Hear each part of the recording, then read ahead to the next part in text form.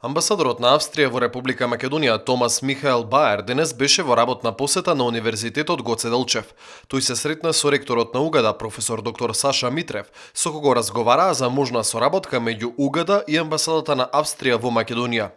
На средбата беше и деканката на Филолошкиот факултет, доцент доктор Јованка Денкова, која ја истакна можноста за соработка преку размена на наставен кадар. Разговаравме за можностите за идна соработка помеѓу Австриската амбасада и Универзитетот Гоце Делчев, конкретно околу размена на академски кадар во смисла на испраќање на лектори од Австрија, потоа донација на литература од областа јазик, книжевност, култура или цивилизација, методика.